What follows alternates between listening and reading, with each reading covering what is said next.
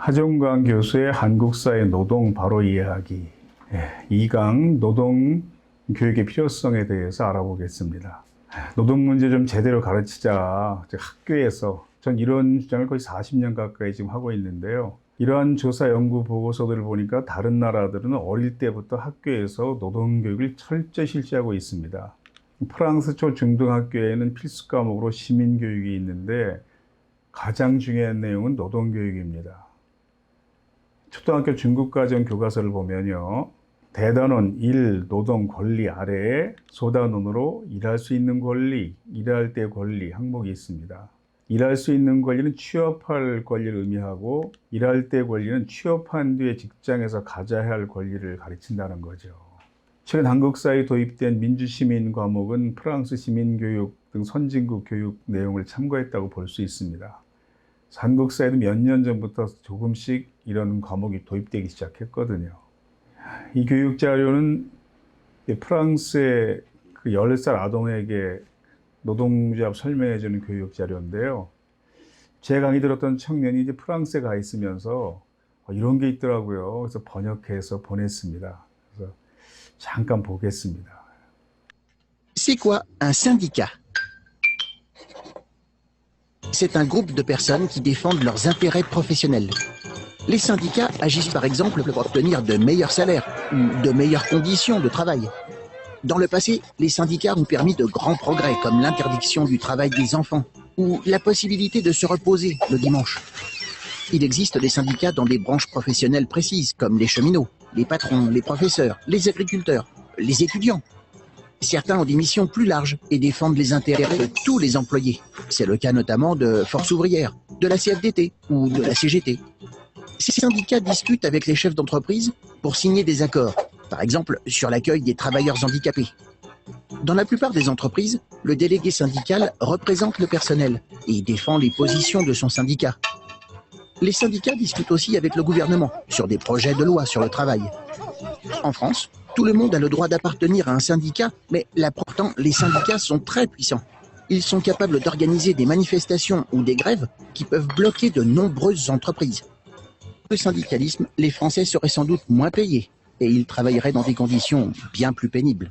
네, 프랑스에서는 10살 정도면 되면 이런 내용을 다 배우는데 한국에서는 대학을 졸업할 때까지 이걸 배울 데가 없잖아요. 고등학교 1학년 되면요. 시민, 법률, 사회 과목이 있는데 그 교과서가 1장, 2장, 3장으로 구성되어 있습니다. 3장 내용 전체가 즉 교과서 3분의 1 정도 분량이 단체 교섭의 전략과 전술을 짜는 내용으로 채워져 있는 셈입니다. 그러니까 이러한 이야기를 듣고 학교에서 왜 학생들에게 단체 교섭의 전략 전술을 몇 달 동안이나 가르치는 거야. 의문을 품는 사람도 있겠지만 사회 구성원 대부분이 노동자이거나 노동자 가족인 사회에서 되게 한국 사람들이 이 둘 중에 하나에 해당하잖아요. 이러한 지식을 노동자나 경영자가 모두 잘 알고 있는 것이 사회 발전에 유익하다는 것을 깨달은 사회는 충분히 가능한 일이죠. 직장 폐쇄에 맞선 노동조합, 이사를 기반으로 노동조합이 어떻게 노동자의 권리를 보호하는지 설명해 보시오. 이 프랑스 중학교 교과서 나오는 문제입니다. 이거 설명하실 수 있나요? 그러니까 한국 사회에서 이 정도 설명하려면 공인노무사가 되거나 노동법을 특별히 따로 공부한 인권 변호사가 돼야 가능한 일입니다. 아마 대부분은 문제 뜻도 잘 모르실 텐데 이게 유럽에서는 이제 중학생들 정도의 필수 교양 지식에 해당한다는 거죠. 독일의 초등학생들입니다. 교실에서 뭐 하는 모습일까요? 실제 노조 활동 속에 거의 똑같은 모습이 있습니다. 노사교섭, 단체 교섭하는 모습입니다. 독일의 초등학교에서는 모의 노사교섭 수업을 연간 6차례 정도 진행합니다. 초등학생 때부터 노동자 역할도 맡아보고 경영자 역할도 맡아보면서 미래사에 대비합니다.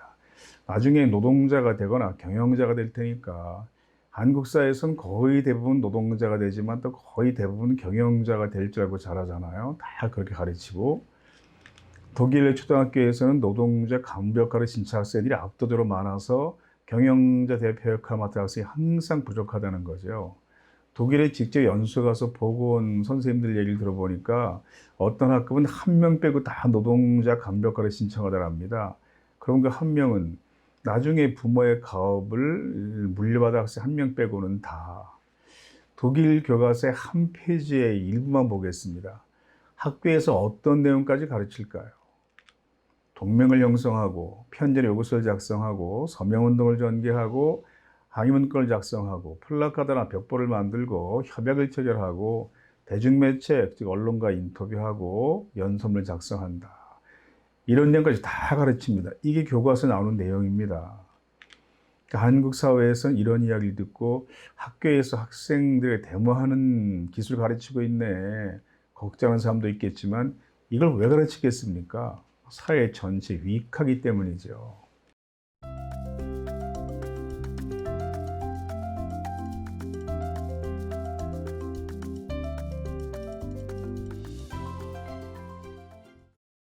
노사관계란 현대사회에서 가족관계와 더불어 인간이 자기를 실현하며 살아가는 가장 중요한 관계이며 민주주의와 공동결정의 장이다.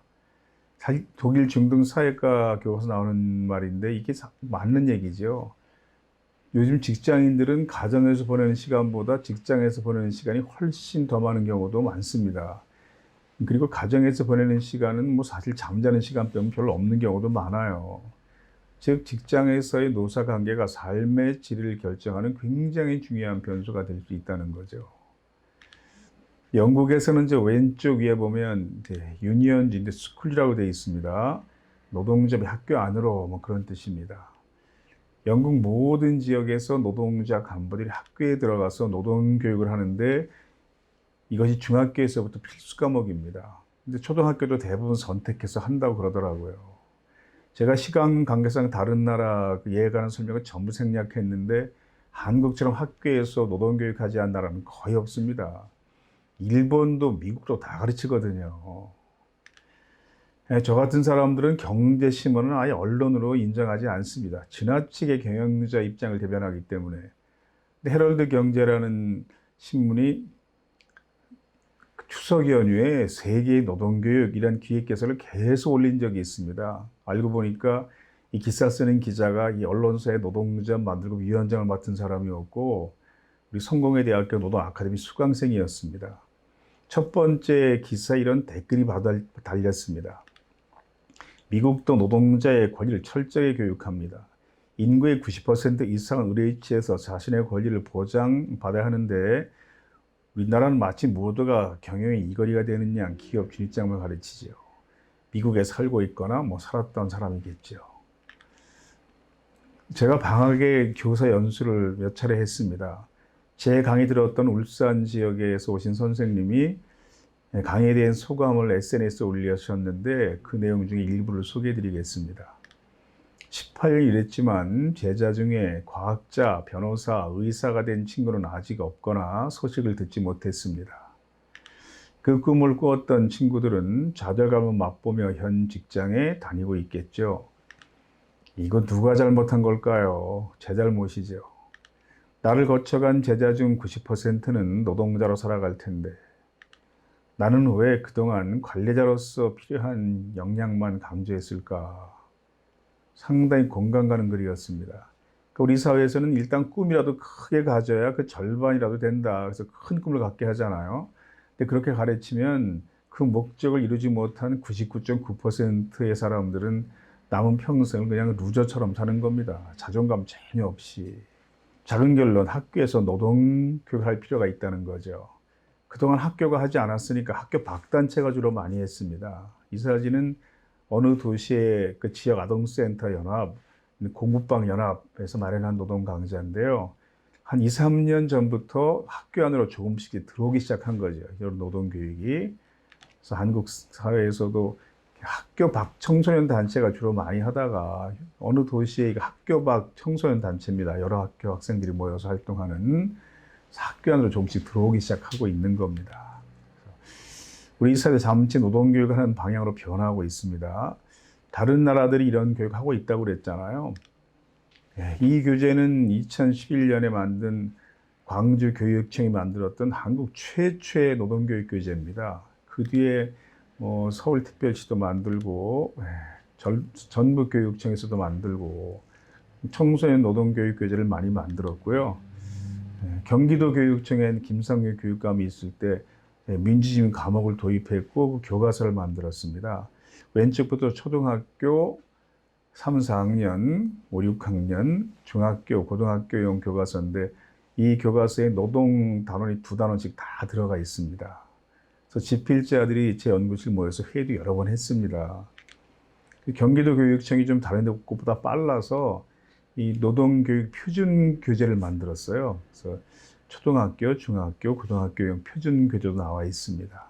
서울시에서는 몇 년 전부터 이제 조례를 제정해서 모든 고등학교에서 노동 교육을 의무화하는 예산을 배정하는 그런 조례를 제정했습니다. 조례가 제정됐다는 것은 교육감이나 시장이 바뀌어도 계속 진행한다는 거죠. 그리고 서울교육청에서는 교사용 노동인권 지도 자료를 만들었는데 이건 이제 고등학생용이고 중학생용도 만들었습니다. 이게 무슨 내용이냐 하면 노동교육을 지금 교사들도 받지 못한 세대이기 때문에 아직 노동이란 과목이 생기지 않았지만 뭐 국어, 사회, 윤리, 경제 이런 과목 단원에 노동 문제가 조금씩 나올 때가 있습니다. 그러면 그때 이렇게 설명하십시오. 이렇게 도움이 되는 교사용 참고서 지도 자료를 만들었습니다. 물론 보수적인 사람들은 이런 걸 걱정하죠. 그래서 고교생의 파업 가르치는 서울교육청 비난도 하지만 앞으로 한국 사회가 이 두 가지 생각 중에 어느 쪽의 생각대로 조금씩 변하겠습니까? 이 속도가 좀 늦춰질 수는 있지만 이 방향을 바꾸기는 어렵습니다. 사회가 계속 변화하는 방향이 있거든요. 사칙 교섭위원, 노칙 교섭위원, 이제 중학교에서 대안학교이긴 한데 이렇게 한국에서도 모의 수업을 하는 학교가 생기기 시작했습니다. 이 다른 나라들이 보통 한 4, 50년 전에 다 도입했고요. 프랑스는 뭐 거의 8, 90년 전에 도입했는데 지금 너무 많이 늦은 거죠. 노동자라는 게 일하는 모든 사람들, 즉 나와 내 가족 모두라는 것을 이제라다가 참 다행이다. 노동교육 받은 청소년이 이런 소감을 이제 써서 내기도 합니다. 그리고 학교 비정규직이 얼마 전에 파업을 했을 때 그동안 보지 못했던 청소년들이 나타났어요. 바로 파업을 지지하는 청소년들이 불편해도 괜찮아요. 파업 응원을 이어졌고 밥 안 준다 원망 말고 파업 이후 관심 갖자. 이런 학생들도 생겼고요. 얼마나 표도 잘 만들었습니까?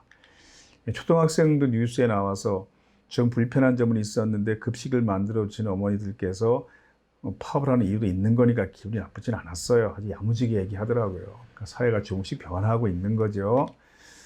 작은 결론, 이러한 변화를 앞으로 더욱 많아질 것입니다. 그래서 개인적으로 학교에서 노동교육을 한다는 것에 대해서 이걸 좀 좋아할 수도 있고 싫어할 수도 있습니다. 긍정적으로 볼 수도 있고 부정적으로 볼 수도 있지만 그런 개인적인 차이보다 사회가 앞으로 어느 방향으로 변화하고 있는가는 파악할 필요가 있다는 거죠. 그래서 앞으로 점점 학교 노동교육은 이제 많아질 것입니다. 그동안 많은 사람들이 이제 오랫동안 노력을 한 결실이 조금씩 이루어지고 있는 거죠. 네, 오늘 여기까지 하겠습니다.